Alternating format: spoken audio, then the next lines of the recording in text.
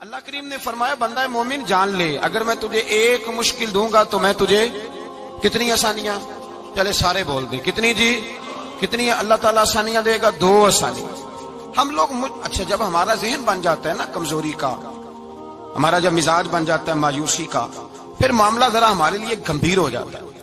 اگر ہم یہ ذہن بنائے نا کہ مشکل میرے اللہ کی طرف سے آئی ہے تو وہ مجھے آسانی بھی ضرور عطا کرے گا، تو پھر اللہ ضرور ہی آسانیاں عطا فرماتا ہے۔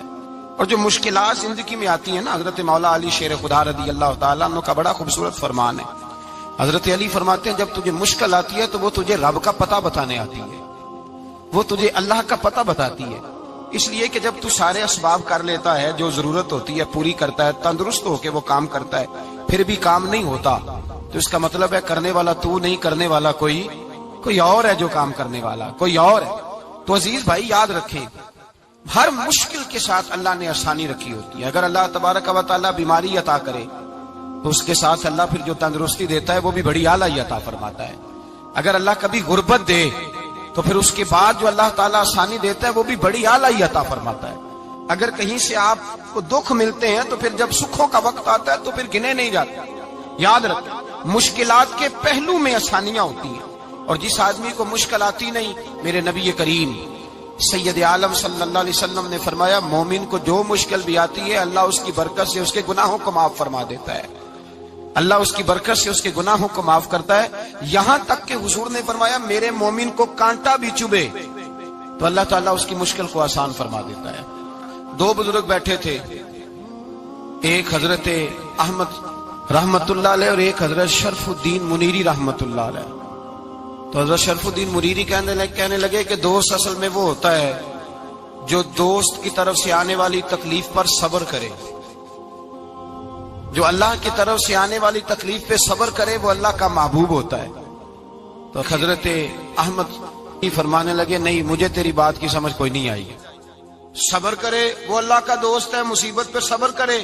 تو کہا جناب پھر اگر نہیں سمجھ آئی تو آپ بتا دیں اللہ کا دوست کون ہے؟ تو آپ فرمانے لگے جو محبوب کی طرف سے آنے والی مصیبت کو اس کا تحفہ سمجھ کے قبول کرے وہ اصل دوست ہوتا ہے، اس کا تحفہ سمجھ کے قبول کرے، اپنے رب کا تحفہ سمجھے، مالک کا تحفہ سمجھے کہ اس نے مجھے تحفہ دیا ہے، مجھے کسی مشکل میں ڈالا ہے۔ تو رب کریم بلا مثال و بلا تشبیہ سمجھانے کے لیے اللہ جب کسی کو مشکل میں ڈالتا ہے، کافروں کو تو اس نے موجیں کرائی ہوئی ہے، بڑی بڑی سہولتیں دی ہوئی ہیں، مشکل میں ڈب بھی ڈالتا ہے اپنے نیک بندوں کو ہی ڈالتا ہے۔ نمرود اور فرعون کے پیروں میں کانٹا بھی نہیں چبھتا تھا، ان کو تکلیف نہیں آتی، تکلیف کسے آتی تھی؟ اللہ کے نیک بندوں کو تکلیف آتی تھی۔ حضرت رابعہ بصریہ جب تک زندہ رہی تب تک بیمار رہی، جس دن طبیعت ٹھیک ہوتی تو کہتی اے اللہ تو کہیں مجھ سے ناراض تو نہیں ہو گیا، تو کہیں ناراض تو نہیں مولا جب تو مجھے تکلیف دیتا ہے تو میں رو کے تیری عبادت کرتی، جب مجھے دکھ ہوتے ہیں تو میں سجدے میں تڑپتی، اور خدا بندہ اب تو میں سکھی ہوں، موج میں ہوں، مجھے رونا ہی نہیں آ رہا، تو خدا بندہ تو کہیں ناراض تو نہیں ہو گیا مجھ سے؟ دکھ تو اچھے ہوتے ہیں، دکھ تو پیارے ہوتے ہیں، اور دکھوں کے بعد جو اللہ آسانی دیتا ہے اس آسانی کا پھر کیا ہی کہنا۔ اس حضرت ایوب علی نبینا علیہ الصلوۃ والسلام بیمار رہے، 60 سال اللہ نے تندرستی دی۔ کتنے سال بولے؟ 60 سال، غور کرنا بات پر، 60 سال علیل رہے، پھر بیمار ہو گئے، 18 سال ہو گئے بیمار ہوئے۔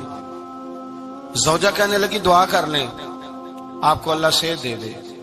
ہمیں اگر کوئی بندہ پوچھ لینا کہ بھائی کبھی کوئی خاص بات تو سناؤ، تو ہم جو ساری زندگی سکھ کے ساتھ سوئے ہوتے ہیں وہ بات نہیں سناتے، وہ جو ایک رات درد سے نیند نہیں آتی اس رات کا قصہ سناتے ہیں، کہتے ہیں وہ میرے الٹے دانت میں درد تھا تو میں ساری رات سو نہیں سکا۔ او بھائی جو ساری زندگی سویا ہے اس کا تو ذکر نہیں کر رہا، اور ایک رات جو تجھے نیند نہیں آ رہی، کسی سے پوچھا جائے، ڈاکٹر کہتے ہیں 360 ہڈیاں ہوتی ہیں وجود میں، کسی سے پوچھا جائے نا تیرا کیا حال ہے تو 359 ہڈیوں کا ذکر نہیں کرتا، جس گھٹنے میں درد ہے اس کا ذکر کرتا ہے، کہتا ہے یہ گھٹنے میں بڑی درد ہے۔ او بھائی باقی 359 ٹھیک ہے نا، ان کی بھی تو کوئی بات سنانا۔ حضرت رابعہ بصریہ رحمت اللہ علیہ کے پڑوس میں ایک نوجوان رہتا تھا، آپ کے پڑوس میں، تو وہ جب جو محلے میں بچے رہتے ہیں نا گاؤں میں ان کا پتہ ہوتا ہے، پڑوسی تھا تو 34-35 سال نوجوان کی عمر ہو گئی، کبھی بیمار نہیں ہوا۔ ایک دن اس کی طبیعت علیل ہوئی، سر میں درد ہوا تو اس نے پٹی باندھ لی سرخ رنگ کی، باہر نکل کے آیا، حضرت رابعہ بصری علیہ رحمہ نے دیکھا تو فرمانے لگے بیٹے خیر ہے؟ لگا جی اماں جی سر میں بڑی درد ہے۔ آپ فرمانے لگے کتنی عمر ہو گئی؟ کہنے لگا 34-35 سال۔ فرمانے لگے پہلے تو کبھی درد نہیں نہ ہوئی؟ کہنی اماں جی آج ہی ہوئی ہے۔ تو آپ فرمانے لگے 34 سال اللہ نے صحت دی ہے، تو نے شکر کی ایک پٹی بھی نہیں باندھی، اور آج درد ہوئی ہے تو شکوے کی پٹی تو نے فوراً ہی باندھ لی ہے، کوئی شکر کی پٹی بھی باندھنی چاہیے۔ حضرت ایوب 18 سال بیمار رہے، زوجہ کہنے لگی دعا کر لو، تو آپ فرمانے لگے بی بی سے کہ صحت کتنی دیر رہی؟ اس نے کہا 60 سال۔ تو آپ فرمانے لگے ذرا بیماری کو بھی 60 سال گزر لینے دو، پھر دعا بھی کر لیں گے۔ یہ دعا کی، اللہ یہ لفظ کہے اللہ نے صحت دے دی، تندرستی آ گئی۔ ایک دن گھر میں بیٹھے بیٹھے زوجہ کہنے لگی کہ ایوب یہ بتاؤ دکھ اچھے کہ سکھ؟ آپ فرمانے لگے سارے دن ہی اللہ کے ہیں، پر دکھ بڑے اچھے تھے۔ مجھ سے پوچھو تو دکھ بڑے اچھے تھے۔ کہا کس طرح؟ تو حضرت ایوب فرمانے لگے جب میں بیمار تھا تو 24 گھنٹے میں ایک دفعہ میرا رب میرا حال پوچھا کرتا تھا، ایک دفعہ میرا اللہ پوچھتا تھا ایوب تیرا حال کیا ہے؟ فرماتے ہیں 12 گھنٹے تو لذت ہی رہتی تھی کہ میرے رب نے میرا حال پوچھ لیا، اور اگلے 12 گھنٹے میں انتظار کرتا تھا مالک حال دوبارہ کب پوچھے گا۔ فرمانے لگے اب صحت تو ہو گئی ہے، پر اب میرا رب میرا حال تو نہیں نہ پوچھتا۔ بھائی مشکلات جو ہوتی ہیں وہ تو تجھے سجا دیتی ہیں، سوار دیتی ہیں، تجھے یاد آتا ہے کوئی اپنا۔ جب تجھے درد ہوتی ہے نا، تکلیف ہوتی ہے، پھر تیرا دل کرتا ہے کوئی کندھا ملے جہاں میں سر رکھ کے رہوں۔ پھر اسی لیے تو کسی درویش سے کسی نے پوچھا تھا اپنا کون ہوتا ہے؟ تو کہا جو تجھے دکھ کے وقت یاد آئے وہ تیرا اپنا ہے، جو تجھے عین آزمائش کے وقت یاد آئے اور تجھے اس کا نمبر فوراً تیرے موبائل پہ چلنے لگے وہ تیرا اپنا سجن ہے، جس کو تو دکھ کے وقت یاد کرے۔ تو بھائی مشکلات کے بعد جو اللہ آسانی دیتا ہے، حضرت ابراہیم کو آگ میں بھی پھینکا گیا، حضرت ابراہیم علیہ السلام کو ستایا بھی گیا، نکالا بھی گیا، لیکن جب ان مشکلات سے گزرے تو میرا رب فرماتا ہے وَإِذِ ابْتَلَىٰ إِبْرَاهِيمَ رَبُّهُ بِكَلِمَاتٍ فَأَتَمَّهُنَّ قَالَ إِنِّي جَاعِلُكَ لِلنَّاسِ إِمَامًا۔ کہا جب ابراہیم پورے اترے تو پھر ہم نے انہیں امام بنا دیا۔ یا اللہ کس طرح کی امامت دی؟ فرمایا میں نے اتنی اعلیٰ شان عطا کی ہے کہ اپنے لاڈلے رسول کو جناب ابراہیم کی نسل میں پیدا فرما دیا ہے، میں نے مصطفیٰ کو ان کی نسل میں پیدا کر دیا، قیامت تک کے لیے ان کا وقار بڑھا دیا۔ اللہم صلی علی محمد وعلی آل محمد کما صلیت علی ابراہیم وعلی آل ابراہیم، ان کی عظمت بڑھا دی، اس لیے کہ جب وہ آزمائش سے گزر کر کے آئے پھر جو آسانی دی۔ میرے نبی پاک صلی اللہ علیہ وسلم نے دین ابراہیمی کی بہت ساری چیزوں کو رکھا، کہا میں ملت ابراہیمی پہ ہوں۔ جب کوئی مشکلات کو عبور کر کے آتا ہے، جب کوئی تکلیفیں سہ کر کے آتا ہے، اس کے لیے جو اجر ہوتا ہے، اس کے لیے جو پھر اللہ کتنی ذرا بڑی توجہ کیجئے گا۔ لوگ سمجھتے ہیں فلاں آدمی مشکل میں ہے تو شاید مشکل میں ہی رہے گا، فلاں آزمائش میں ہے تو شاید میرا اللہ فرماتا ہے ایک مشکل دے کے میں 2 آسانیاں بھی دوں گا۔ تم مشکل دیکھ رہے ہو، مشکل نہ دیکھو، وہ جو اس کو بعد میں آسانی آنے والی ہے، اور ڈبل جو میں اس پر نعمت کرنے والا ہوں اس کو دیکھو۔ حضرت یوسف کو بھائیوں نے کنویں میں ڈال دیا تھا، اور جب کنویں سے نکلے تو مصر کے بازاروں میں بکے، اور پھر زلیخا نے الزام لگایا تو حالات بگڑ گئے، حضرت یوسف کو جیل جانا پڑا۔ کتنی کٹھن زندگی تھی، لیکن میرے مالک کو کچھ اور ہی منظور تھا۔ کنویں میں گرنے والے، بازار میں بکنے والے، جیل میں جانے والے، الزام لینے والے جناب یوسف کو رب کریم نے اسی مصر کا بادشاہ بنا دیا، اللہ پاک نے اسی مصر کا حکمران بنا دیا۔ یاری تیری سونا ہے پر ازمیشاں تیریاں اگ، اے سونا پرکھیا جاوندائی پہلو نال اگاں دے لگ، اس کے لیے تھوڑا سا جتن کرنا پڑتا، تھوڑے کٹھن حالات سے گزرنا پڑتا، تھوڑی آزمائشوں کا روپ دیکھنا پڑتا ہے۔ ہم چاہتے ہیں کہ ہمیں چھیڑے کوئی نہ کوئی تکلیف نہ آئے، کوئی آزمائش، یہ ہو نہیں سکتا میرے بھائی۔ نامی کوئی بغیر مشقت نہیں ہوا، 100 بار جب عقیق کٹا تب جا کر نگی ہوا۔ ہم چاہتے ہیں کہ ہمیں کچھ بھی دقت نہ آئے، مشکلات نہ آئے، اور مشکلات تو انسان کو سنوارتی ہیں بھائی، وہ تو نکھارتی ہیں۔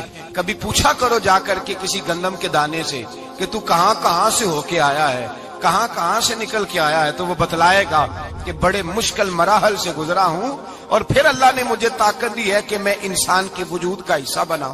تو بھائی کٹھن مراحل، آزمائشیں، تکلیفیں، یہ انسان کو بڑا انسان بنا دیتی، یہ اس کے لیے ترقیوں کا پیش خیمہ ہوتی۔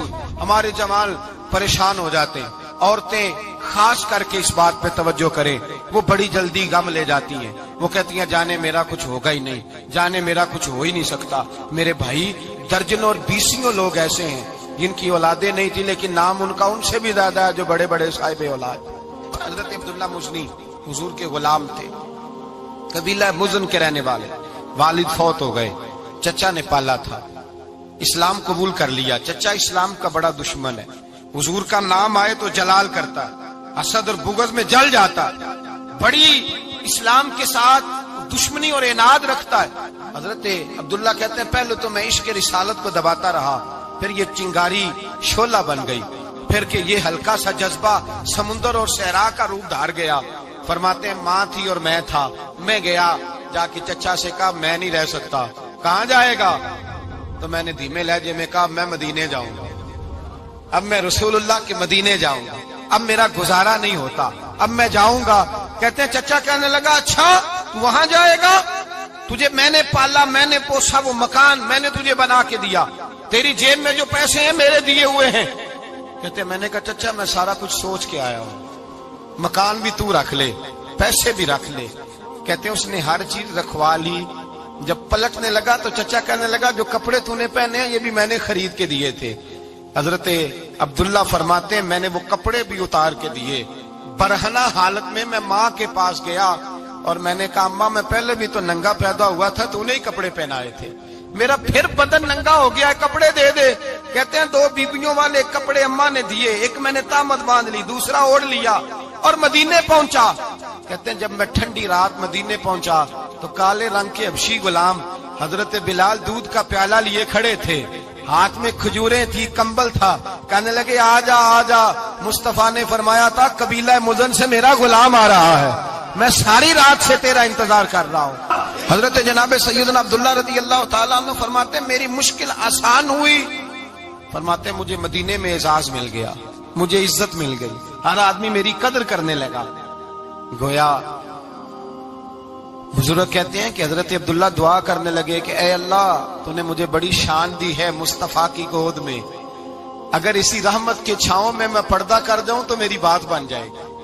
حضرت عبداللہ کا وصال بھی رسول اللہ کی گود میں ہی ہو گیا، گود میں نہ کوئی رشتہ دار، نہ کوئی تعلق دار، نہ کوئی ہمسایا اپنا، نہ کوئی چچا، نہ کوئی ماموں، شہر میں تنہا اسی کسے دے کچھ نہیں جے لگ دے تے نہ کوئی ساڈا دردی، تنہائی۔ جنازہ اٹھا تو اٹھانے والے کون ہیں؟ ابو بکر صدیق، فاروق اعظم، عثمان غنی، مولا علی، حسنین کریمین جنازے میں شامل۔ میرے رسول پاک صلی اللہ علیہ وسلم نے جنازہ پڑھایا، دیکھو مشکل کاٹی تھی تو آسانی کا رنگ دیکھو، آسانی کا انداز دیکھو۔ حضرت سیدنا ابو دردہ رضی اللہ تعالیٰ عنہ ارشاد فرماتے ہیں مدینے میں رواج تھا کہ جب قبر میں اتارنے لگتے تھے تو قریبی رشتہ دار اتارا کرتے تھے، پر عبداللہ کا تو رشتہ دار ہی کوئی نہیں تھا مدینے میں، کون اتارے؟ فرمایا جب قبر میں اترنے لگے تو حضرت ابو بکر صدیق اور حضرت عمر فاروق اتر گئے کہ ہم قبر میں اتارتے ہیں۔ رسول اللہ نے فرمایا تم باہر نکلو، تم کیوں قبر میں گئے ہو، باہر آؤ۔ کہتے ہم باہر آئے تو اللہ کے رسول اندر گئے، فرمایا کون کہتا ہے اس کا کوئی نہیں، میں جو موجود ہوں، کون کہتا ہے کوئی نہیں؟ فرمایا رکھو میرے ہاتھوں پہ۔ کہتے ہیں حضور کے دست مبارک پہ رکھا اور باہر کھڑے ہم رشک کرنے لگے کہ واہ اللہ تیرا آسانی دینے کا رنگ، آسانی۔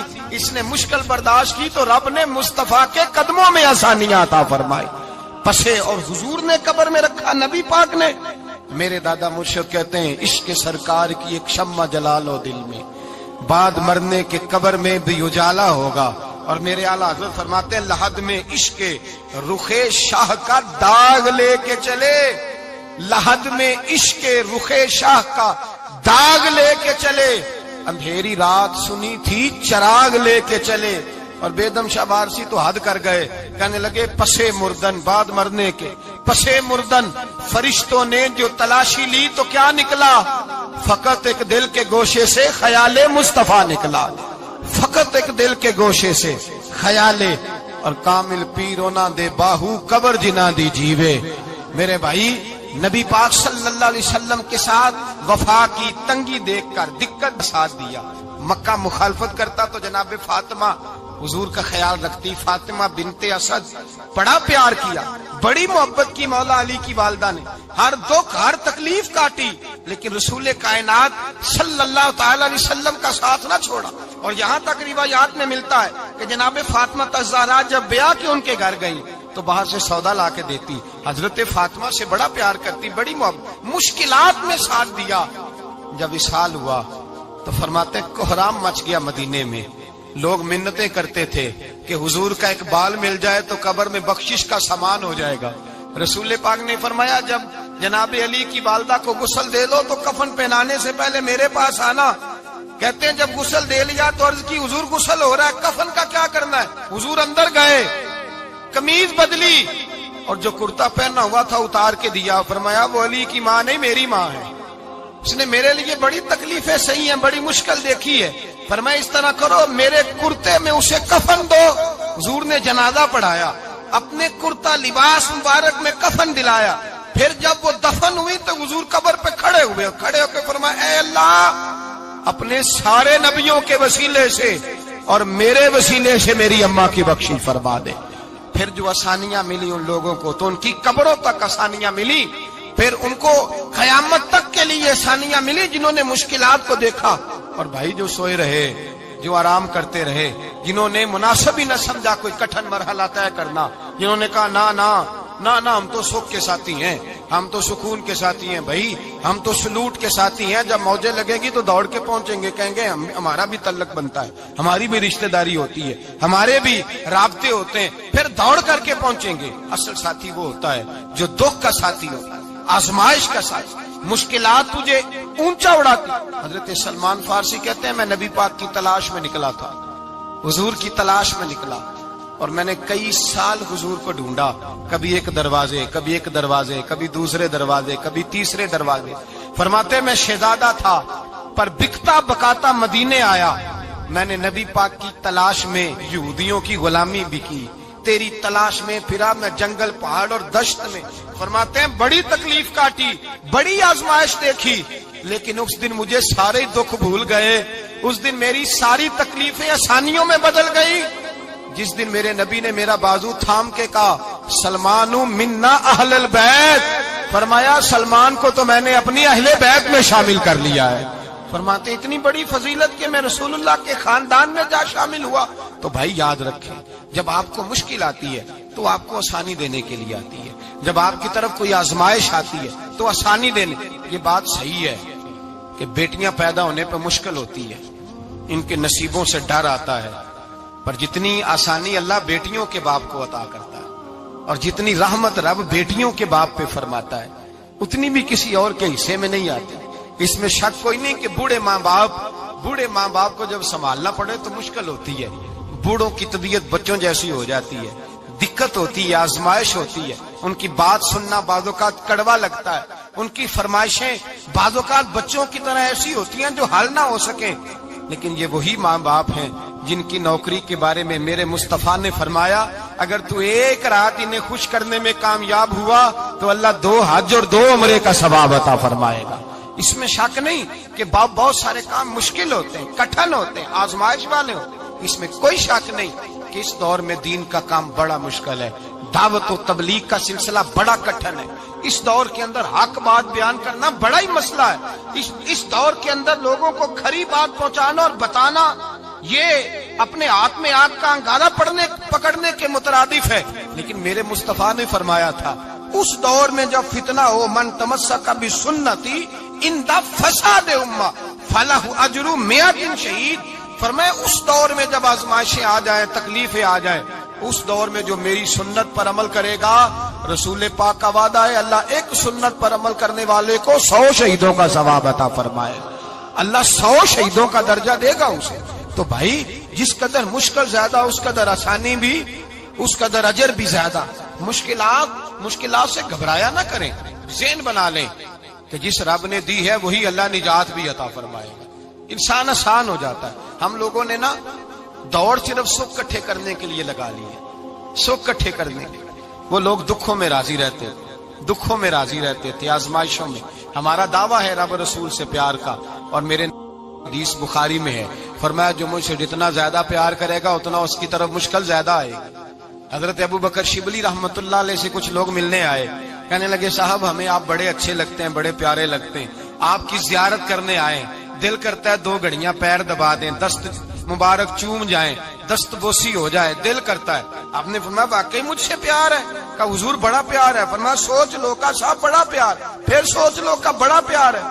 हजरत अबू बकर शिबली दीवाने से आदमी थे, पत्थर उठाए रोड़े और जोर जोर से उन लोगों को मारने शुरू कर दिए, दौड़ गए। कहने लगे बाबा तो पागल हो गया है। जब दौड़े तो हजरत अबू बकर शिबली फरमाने लगे बस तुम तो कहते थे हमें प्यार बड़ा है।